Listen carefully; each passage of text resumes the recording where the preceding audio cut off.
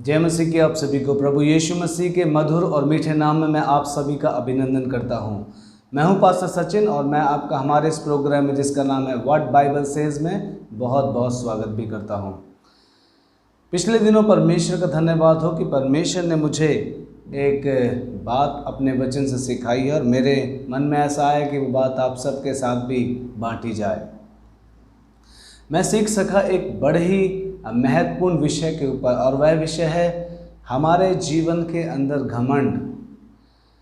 जी हाँ, यदि हम घमंड के ऊपर बात करना शुरू करें तो घमंड एक ऐसी चीज़ है जो हमारे आत्मिक जीवन को हमेशा हमेशा के लिए बर्बाद कर सकती है। प्रभु में बढ़ने के लिए जो हमें हमेशा रोक सकती है। परमेश्वर में हम अपनी आत्मिक उन्नति नहीं कर सकते यदि हमारे जीवन के अंदर घमंड है। आप जानते हैं प्रेरित पौलुस ने इस बात के ऊपर अपने ही व्यक्तिगत जीवन से एक ऐसा उदाहरण दिया है जो मुझे लगता है कि हम सबको सीखना चाहिए। उन्होंने एक वचन में फिलिपियों उसके 3 अध्याय में हम पढ़ते हैं उसकी 7वीं आयत। वहाँ पर वो एक बात कहते हैं, परंतु जो जो बातें मेरे लाभ की थी उन्हीं को मैंने मसीह के कारण हानि समझ लिया है, वरन मैं अपने प्रभु यीशु की पहचान की उत्तमता के कारण सब बातों को हानि समझता हूँ, जिसके कारण मैंने सब वस्तुओं की हानि उठाई और उन्हें कूड़ा समझता हूँ, जिससे मैं मसीह को प्राप्त करूँ। हालेलुया। यह है परमेश्वर का वचन जो प्रेरित पौलुस ने यहाँ पर कहा। आप देख सकते हैं कि प्रेरित पौलुस किस तरीके से अपने ही जीवन का उदाहरण देकर उन्होंने एक बात के ऊपर सिखाने की कोशिश की है, और वह है घमंड। वह एक बात कहना चाहते हैं कि मैं चाहूँ तो कई बातों पे घमंड कर सकता हूँ, लेकिन मैं मसीह यीशु के कारण उन सारी बातों को मैं क्या समझता हूँ, वो कहते हैं कूड़ा समझता हूँ। मतलब कि जो बातें मेरे लाभ की मैं समझता था पहले, उन सारी बातों को मैंने हानि समझ लिया है, मैंने नुकसान की बात समझ लिया है, और वे सचमुच मेरे लिए नुकसान की बात है। जी हाँ मेरे प्रियो, आपके जीवन में आपका घमंड, मेरे जीवन में मेरे जीवन का घमंड मेरे जीवन के लिए बड़ा ही नुकसानदायक है। वो मेरे लिए नुकसान की बात है, मेरे हानि की बात है, जो मुझे प्रभु में बढ़ने से रोकती है।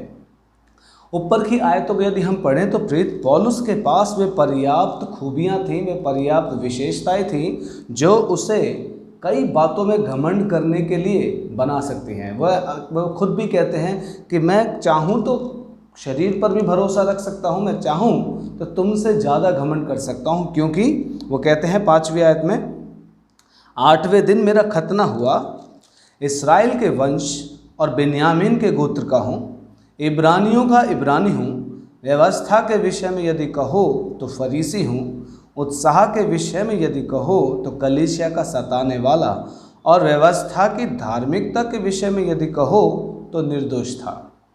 हालेलुया।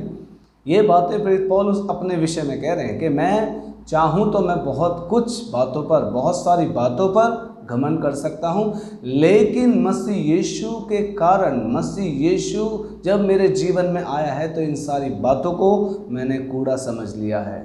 इन सारी बातों को जिन्हें मैं पहले लाभ की समझता था, जिनसे मुझे लगता था कि मेरा नाम होगा, इन सारी बातों को मैंने अपने जीवन में हानि समझ लिया। ये तो मेरे लिए बड़े नुकसान की बात थी। क्यों? क्योंकि ये मेरे अंदर एक चीज़ पैदा करती थी, और वह था घमंड। मेरे प्रियो, यदि आपके जीवन में भी कहीं ना कहीं किसी न किसी बात को लेकर आप कहीं फूलते हैं, या आप अपने जीवन के उस घमंड को दिखाते हैं, हो सकता है आपके पास टैलेंट्स हों, हो सकता है आपके पास गाने का बहुत अच्छा हुनर हो सकता है कोई इंस्ट्रूमेंट बजाने का, हो सकता है आपके पास काफ़ी पैसा हो सकता है आपकी समाज में काफ़ी रुतबा हो, कई लोग आपको जानते हों, कई लोग आपको पहचानते हों, कई लोग शायद आपको बड़ी बड़ी हाई प्रोफाइल के लोग शायद आपको जानते हों। लेकिन इन सारी बातों से हमेशा हमारे जीवन में एक टेंडेंसी होती है, मतलब कि एक ऐसी उस समय एक बात होती है जिससे कि हमारे अंदर एक घमंड पैदा हो सकता है। तो मैं बात उन लोगों से कर रहा हूँ इस समय, मैं उन्हें सिखाना चाहता हूँ जिनके जीवन में कहीं ना कहीं ऐसी बातें आती हैं। तो अपने घमंड से हम बच के रहें, क्योंकि पिछले दिनों मैंने इस बात को सीखा है कि हमारा घमंड हमें आत्मिकता में नहीं बढ़ने दे सकता।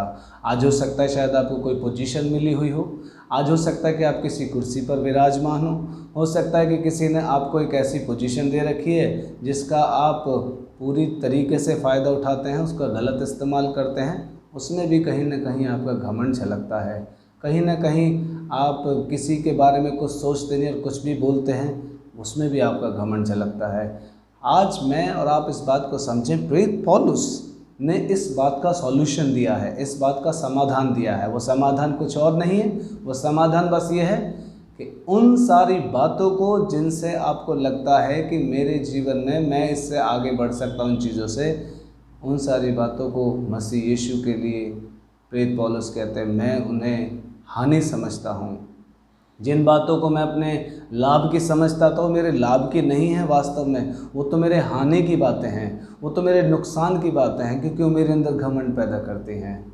अगर आप उत्पत्ति किताब में जाएं तो वहाँ भी हम देखते हैं कि जीविका का घमंड आया है, मनुष्य में जीविका का घमंड आया और इसीलिए उसने क्या किया, पाप किया।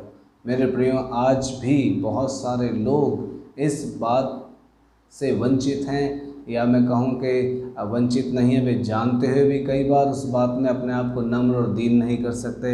यदि कोई व्यक्ति नम्र और दीन नहीं है, परमेश्वर के वचन के अनुसार अपने आप को नम्र और दीन नहीं करता है, तो मेरे प्रियो उसका एक ही कारण है कि उसके अंदर कहीं ना कहीं किसी न किसी बात का घमंड भरा हुआ है। और आज परमेश्वर चाहता है कि उस घमंड को हम खुद ही ख़त्म करें अपने जीवन से। वचन में लिखा है, घमंड से चढ़ी आँखें परमेश्वर को भाती नहीं। परमेश्वर घमंडियों को दूर ही से पहचान लेता है। मेरे प्रियो, बाइबल में लिखा है, प्रभु यीशु मसीह ने कहा अपने आप को परमेश्वर के बलवंत हाथ के नीचे क्या करें, हम दीनता से रहें, उसके बलवंत हाथ के नीचे दीनता से रहें, क्योंकि वह हमें उचित समय पर क्या करेगा, उठाएगा। हालेलुया। आज मेरा जो विषय सिखाने का वो यही है कि आज यदि आप भी किसी घमंड में चलते हैं, चाहे किसी भी प्रकार का घमंड क्यों नहीं है, शायद आपके पैसे का, शायद आपके रुतबे का, शायद आपके टैलेंट्स का, किसी भी चीज़ का घमंड यदि आपके अंदर है, तो अपने टैलेंट्स को बजाय घमंड करने के आप परमेश्वर की महिमा के लिए इस्तेमाल करें और अपने आप को दिखाने के लिए हम पेश ना करें। अपनी पोजीशन का आप गलत इस्तेमाल ना करें। परमेश्वर चाहता है कि हम नम्रता और दीनता से उसकी आत्मा के अनुसार, उसकी आत्मा के अगुवाई में हर एक बात को कर सकें। और मैं ऐसा विश्वास करता हूँ, जिसके अंदर परमेश्वर का आत्मा है, जो परमेश्वर की आत्मा की सुनता है, वह नम्र और दीन होता है। हालेलुया। ये मेरा व्यक्तिगत अनुभव है। मेरे प्रियो, दाऊद के जीवन से हम देखते हैं वह राजा था, लेकिन जब नाथान ने उसे जाकर उसी के मुंह पर उसके पाप को बताया, तो राजा ने वहाँ पर राजा होने का घमंड जताते हुए इस तरह से नहीं कहा, नाथान अब मैं तुझे मार डालूंगा। हम जब पढ़ते तो वहाँ पे लिखा है कि दाऊद राजा अपने आप में नम्र और दीन बन गया और वह परमेश्वर से प्रार्थना करने लगा। और भजन संहिता 51 में हम उस प्रार्थना को पढ़ते हैं कि किस तरह से प्रार्थना करते हैं, परमेश्वर तू अपना आत्मा मुझसे दूर मत कर। मेरे प्रियो, नम्रता और दीनता हमें परमेश्वर के पास लाती है। घमंड हमारे जीवन का हमें परमेश्वर से बहुत दूर ले जाता है। आज आप और मैं सोचें, प्रेरित पौलुस ने एक समाधान दिया है कि यदि आपके जीवन में भी कहीं ना कहीं कोई घमंड की बात है, किसी भी कारण से आप घमंडी बनते हैं, तो आज उस घमंड को आप छोड़ दीजिए और परमेश्वर के सामने नम्रता और दीनता के साथ आ जाइए। वह आज भी आपको उठाने को तैयार है, वह आज भी आपको अपने आनंद से भरने को तैयार है। याद रखिए, यदि हमारे अंदर घमंड होता है, हम ना तो आनंदित रह सकते हैं, ना हमारे जीवन में प्रार्थना का समय सही रह सकता है, ना हम परमेश्वर से सही संगति कर सकते हैं। सबसे बड़ी बात ये कि परमेश्वर हमारी प्रार्थना को भी नहीं सुनेगा यदि हम घमंड में जीते हैं। तो घमंड में जीने का मतलब है आप अपने ऊपर भरोसा करते हैं, आप अपने टैलेंट्स पे भरोसा करते हैं, लेकिन परमेश्वर चाहते हैं कि तू अपनी समझ का सहारा ना लेना, वरन संपूर्ण मन से परमेश्वर पर भरोसा रखना, वही तेरे लिए सीधा मार्ग निकालेगा। मिलते हैं अगले एक और एपिसोड में कुछ ऐसे ही पाठ के साथ जिससे हमको सीख सकेंगे। तब तक के लिए आप सभी को जय मसीह की।